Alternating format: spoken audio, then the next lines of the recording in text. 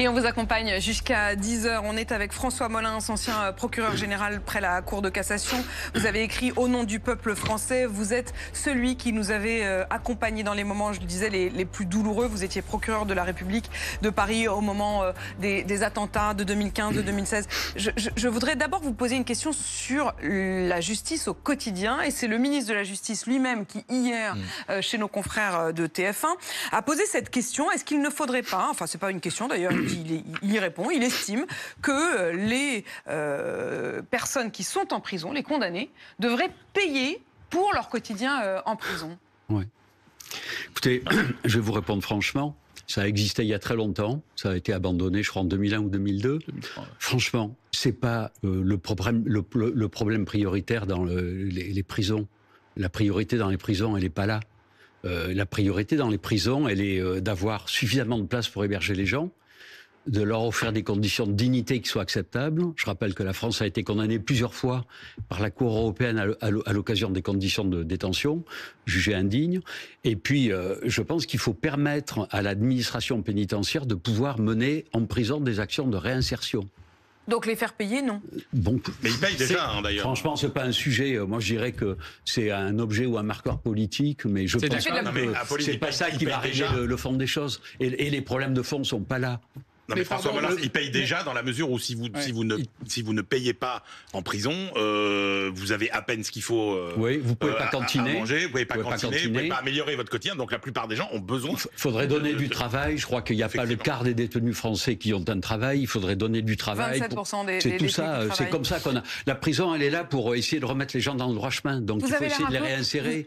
Comment dire, vous avez même l'air un peu affligé. Oui, un peu, oui. Vous avez l'impression que vous avez parlé de justice du quotidien. Pardon, je ne veux pas vous abreuver de chiffres. Vous êtes tous, c'est rare, mais là, François Molins, il va falloir qu'il reste 2 heures. Nous aussi, on l'a presque. Bah oui, nous aussi, on l'a attendu. J'ai regardé la moyenne du nombre de procureurs pour 100 000 habitants en Europe, c'est 12. En France, c'est 3. Oui. 4 fois moins. Le nombre d'argent consacré à la justice, c'est 77 € par habitant. C'est 136 en Allemagne, plus le double. Et on pourrait prendre comme ça tous les indicateurs. Il n'y a pas assez de magistrats, pas assez de greffiers. Alors je sais ce que va me dire mon voisin. Ouais, à chaque fois, c'est un problème de moyens, etc. Je vais vous répondre. Mais pour la justice, je vais vous répondre. Tout le monde s'accorde à dire qu'il faut plus de magistrats. On est 9000. Enfin, ils sont 9000, puisque maintenant, moi, j'y suis plus. On avait dit avec le comité des États généraux, il faut au moins 1500 magistrats de plus. Il y en a d'autres qui disent qu'il en faudrait 9000 de plus. Le drame dans lequel on est, c'est que personne n'est capable aujourd'hui, alors qu'on a lancé ce travail il y a 12 ans, le ministère de la Justice n'est pas capable aujourd'hui de quantifier précisément la charge de travail. Ne pouvant quantifier la charge de travail, on est dans l'incapacité de déterminer le besoin précis en magistrats. Mais pourquoi sommes-nous incapables ? Ce qui est sûr, c'est qu'il en faut plus. Il faudrait demander à nos responsables. Moi, quand j'étais directeur de cabinet il y a 12 ans, j'avais lancé un groupe de travail pour quantifier la charge de travail. 2011, 2025, c'est toujours pas on n'en est pas capable, mais il faut 9 ans pour juger les papis braqueurs. Et c'est pas normal, c'est des délais qui sont pas convenables. Moi, un garde des Sceaux parlait pour évoquer ces situations de justice au carbone 14. C'est pas normal d'attendre 9 ans pour juger un dossier criminel. Et ça renvoie en réalité à la misère et au manque de moyens, effectivement. Mais comment on a pu en arriver là quand même, attendez, sans que personne ne fasse rien pendant toutes ces années? Alors, on n'a peut-être pas été dans les priorités.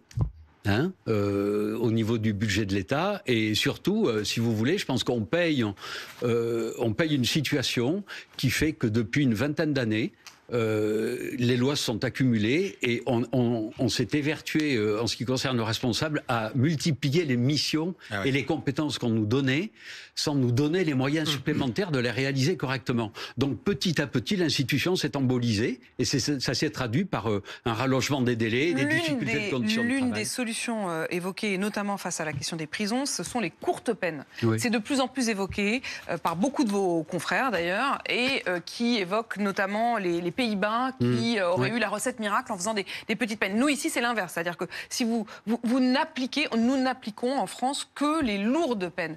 Les petites ne sont systématiquement pas appliquées. Est-ce qu'il faut faire l'inverse? Alors, pas appliquées. Le problème qu'on a, c'est qu'elles sont appliquées, mais avec beaucoup trop de retard. Les gardes des Sceaux vous disent il y a 92% des peines exécutées, oui, mais dans les 4 ou 5 ans. Donc, c'est un peu le drame qu'on a. Donc, le problème, c'est le retard. Donc, la courte peine, elle pourrait avoir du sens à condition d'être exécutée très rapidement après la décision. Et le souci qu'on a, c'est que depuis les années 2010, on traîne en permanence en France un stock de 95 000 à 110 000 peines à exécuter. Ça veut dire quoi, ça? Ça veut dire que c'est 95 000 personnes, parce qu'en fait, quand on dit peine, ce sont des individus, à qui on a dit tu vas aller en prison. Et qui attendent 12 mois, 18 mois, 2 ans. Et puis c'est pas tout de suite. En fait, on parle aussi souvent, et on en a beaucoup parlé ici, puisque c'est un des dossiers qui occupe énormément les politiques aujourd'hui, la question de la justice des mineurs. Là aussi, vous parliez de la justice carbone 14. Alors quand on est papy braqueur, comme dans le cas de Kim Kardashian, c'est une chose. Mais la lenteur de la justice quand on est un adolescent, c'est encore pire, parce qu'on est à un âge où on change considérablement et où lorsque l'on est condamné à 16 ans, mais que ça n'a pas de conséquences avant qu'on en ait 18 ou 20, ça n'a absolument pas le même impact. Oui, tout à fait. C'est Robert Badinter disait que un mineur, c'est pas un adulte en réduction, c'est un être en devenir. Donc effectivement, il faut pas trop attendre. Mais moi, là-dessus, j'avais quand même le sentiment que l'adoption du Code de justice pénale des mineurs avait permis de progresser, d'aller beaucoup plus vite en introduisant la césure. C'est-à-dire, on statue très vite sur la culpabilité, et puis on renvoie la peine à quelques semaines ou quelques mois après, en fonction de l'évolution du jeune. Oui, j'avais le sentiment que ça s'était un peu arrangé. Sauf que du coup, ça donne aussi le sentiment à un certain nombre de jeunes qu'on te dit que tu es coupable, mais en même temps, tu n'es pas puni. Oui, mais... Et apparemment, ce que nous apprennent les Pays-Bas, c'est que ces courtes peines qui sont rapidement exécutées ont un effet prophylactique, c'est-à-dire qu'on comprend rapidement qu'il y a des conséquences aux gestes qu'on pose. Et d'ailleurs, la situation dans ces pays est quand même relativement saine, puisque c'est pareil en Allemagne. Les Pays-Bas, eux, sont pas en état de surpopulation, mais il n'y a pas si longtemps, ils louaient des places de prison à la Belgique. Oui. C'est-à-dire qu'ils en avaient trop, quoi. Comme ils en avaient trop et que les Belges n'en avaient pas assez, ils louaient des places pour envoyer les Belges aux Pays-Bas. Les Américains font ça aujourd'hui avec le Salvador. Et c'est pas glorieux. C'est pas la même chose. Géraldine. Non, est-ce que cette question des moyens peut-elle être résorbée d'une manière ou d'une autre? Est-ce qu'il y a des blocages également au sein même de la magistrature? Parce qu'on voit que dans certains pays, notamment en Grande-Bretagne, on a confié des fonctions annexes ou connexes pour des jugements plus mineurs à des gens qui ne sont pas magistrats. Est-ce que ça peut être une piste à explorer? Alors, moi, je suis toujours un peu... effectivement, le juge voit toujours d'un œil un peu assez prudent le fait de déléguer une partie de ses tâches à quelqu'un d'autre. Moi, je pense que la décision, il faut que ce soit les magistrats qui continuent à la prendre. Par contre, effectivement, on a beaucoup de choses à gagner et il faut qu'on progresse là-dessus dans cette notion d'équipe autour du juge.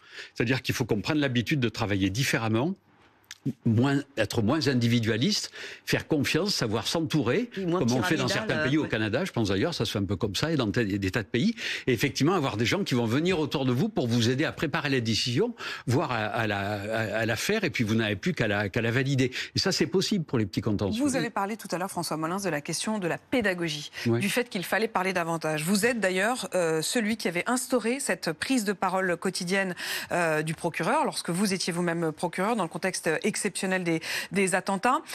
Deux questions là-dessus. Une question dans un instant sur le rôle du parquet national antiterroriste aujourd'hui et une question sur le partage de ce qui se joue dans une cour. Je vous le racontais tout à l'heure.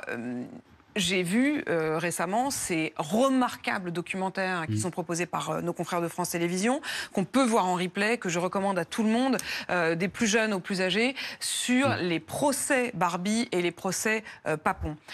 Ces procès ont été filmés. Ils n'ont évidemment pas été diffusés à l'époque, et c'est aujourd'hui que ces films sont dans le domaine public qu'on peut en faire des documentaires. Est-ce qu'il ne faut pas le faire davantage? Il y a eu ce débat sur la question de filmer la justice. Mais au fond, qu'est-ce que la justice a à perdre à filmer? Alors moi, j'ai toujours été pour l'enregistrement et la diffusion des audiences. Toujours. Parce que je trouve que c'est un instrument de pédagogie, effectivement. Bon, faut pas que ça tombe dans le barnum américain, mais c'est un instrument de pédagogie pour montrer effectivement ce qui se passe dans les audiences. Et j'ai vu effectivement Barbie, moi, il y a 15 jours ou 3 semaines. Je trouve ça absolument remarquable. C'est c'est remarquable parce que ça explique que vraiment, ça c'est la vraie justice, avec des gens effectivement qui remplissent leur rôle, avec beaucoup de conscience, beaucoup de loyauté et d'humanité. Et puis c'est aussi intéressant parce que j'allais dire, dans un monde où on accuse la justice de fonctionner tellement mal, la diffusion de ces films montre aussi que dans ces procès, quand on a les moyens de bien faire, eh ben on fait bien et qu'on peut faire des choses très très bien. La question, c'est quand on a les moyens de bien faire. Autre question, on recevait ici même à votre place hier l'avocat de l'homme qui a été assassiné dans la mosquée du Gard vendredi. Il disait, maître Mourad Batik, la République trie parmi les victimes. Il se dit scandalisé du fait que le parquet national antiterroriste ne se soit pas saisi de l'affaire. Alors moi je connais pas les tenants et les aboutissants du dossier. J'ai simplement noté effectivement que le procureur d'Alès a saisi un juge avec une qualification donc visant l'assassinat commis en raison de la religion. Je pense qu'il se trompe, cet avocat. Je pense que la justice, enfin, il faut revendiquer le droit de pleurer de la même façon sur toutes les victimes. Et il n'y a pas un tri sélectif. C'est pas comme ça que ça se passe. Quand on apprécie, on apprécie quelque chose et qu'on doit décider s'il faut retenir la qualification terroriste ou pas, ça se fait pas du côté de la victime. Ça se fait du côté de l'auteur. Et moi, j'ai été choqué par certaines comparaisons qui ont consisté à dire oui, le père Hamel, on a ouvert au terrorisme, et puis ce brave garçon qui travaillait à titre bénévole dans la mosquée, ça allait pas. C'est pas comme ça que ça se passe. Le père Hamel, ça a été ouvert au terrorisme parce que l'assassinat est commis par des terroristes qui appartiennent à une organisation terroriste. On verra. Il n'y a pas... Pour le moment, je pense... Dans les motivations, en réalité, ça veut dire qu'il ne faut pas se baser du point de vue de la victime, où il y aurait une sélection entre les victimes. La République trie parmi les victimes. Voilà les propos de Mourad Batik. Il faut revenir à... On est dans un pays dans lequel le terrorisme n'a pas une définition politique, mais juridique. Et terroriste, l'entreprise qui a pour objet de troubler gravement l'ordre public par l'intimidation ou la terreur. C'est la seule définition qui vaille, et c'est par rapport à ça que quand on est procureur terroriste, on décide ou pas de retenir la qualification. Moi, ce que j'ai noté, sauf à avoir mal compris, c'est que le PNAT a fait son évaluation, et qu'au terme de l'évaluation, il a laissé l'affaire au procureur d'Alès. Et ça veut dire que le PNAT pourrait se saisir en fonction de l'enquête maintenant. Mais s'il y avait des éléments, il pourrait à nouveau se saisir. Une évaluation peut toujours corriger les choses. Si demain, je pense, dans ce type d'affaires, on s'aperçoit que le suspect mis en examen a agi sous l'empire, effectivement, en lien avec du terrorisme d'ultra-gauche, d'ultra-droite, du djihadisme, n'importe quoi, tout peut se corriger en permanence jusqu'à la fin de l'instruction. Ça veut surtout dire, enfin moi je trouve ça un peu inquiétant comme débat, le PNAT n'est pas une super justice, il n'y a pas un supplément de justice parce que le parquet antiterroriste s'occupe de votre affaire. C'est la justice passera et elle passera bien, a priori. Le PNAT, c'est un parquet spécialisé qui a vocation à traiter les infractions terroristes. Ça ne veut pas dire qu'il les traitera mieux que les autres. Il va les traiter avec des règles de procédure différentes. Ça ne veut pas dire que les victimes seraient moins traitées, plus victimes ou moins victimes. Vous avez déjà été menacé, François Molins ? À ma connaissance, une fois. Aujourd'hui, on parle de juges menacés, 150 magistrats qui seraient menacés. C'est un chiffre que donne le ministère de l'Intérieur, qui a été repris dans un dossier par nos confrères de Libération il y a quelques jours. Qu'est-ce que ça dit, ça, de notre époque et de notre rapport à la justice ? D'abord, je voudrais dire un petit mot pour ses collègues, dire que moi j'ai beaucoup d'admiration pour ce qu'ils font dans des conditions que c'est difficile. Je l'ai déjà dit pour les Marseillais, je le pense pour tous. Je pense que ce que vous dites, c'est la conséquence de plusieurs facteurs. On est dans une société où il y a une vraie crise d'autorité, où plus aucune institution quasiment n'est respectée. La justice peut-être d'abord au premier chef. Une société où il y a de plus en plus de violence dans l'espace public.